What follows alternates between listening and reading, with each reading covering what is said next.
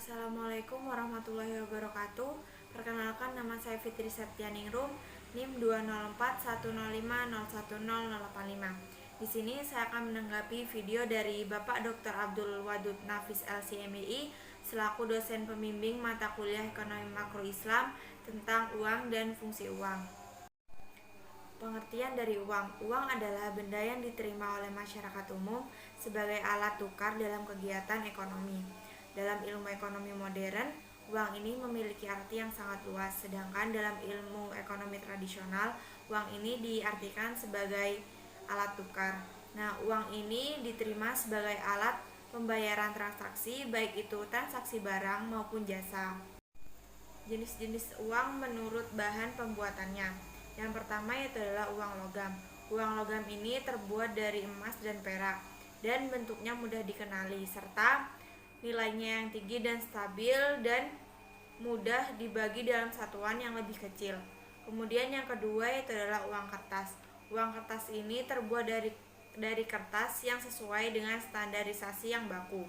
Kemudian biasanya dalam uang kertas ini ditemukan gambar dan cap yang khusus. Jenis-jenis uang menurut lembaga yang mengeluarkannya. Yang pertama yaitu adalah uang kartal. Uang kartal ini biasanya berupa uang kertas dan uang logam, dan uang kartal ini digunakan sebagai alat transaksi sehari-hari. Kemudian uang giral. Uang giral ini biasanya dikeluarkan oleh bank dalam bentuk deposito maupun giro, dan uang giral ini dapat ditarik sesuai dengan kebutuhan yang diperlukan. Jenis-jenis uang menurut nilainya. Yang pertama, uang penuh. Uang penuh adalah uang yang memiliki nilai bahan dan nilai nominal yang sama. Nominal yang tertera dalam uang sama dengan nilai bahan dan proses dalam pembuatan uang tersebut. Kemudian yang kedua yaitu adalah uang tanda. Uang tanda adalah uang yang nilai nominalnya dan nilai bendanya tidak sama. Misalnya, untuk membuat uang Rp2.000, maka biaya yang dikeluarkan adalah Rp1.000.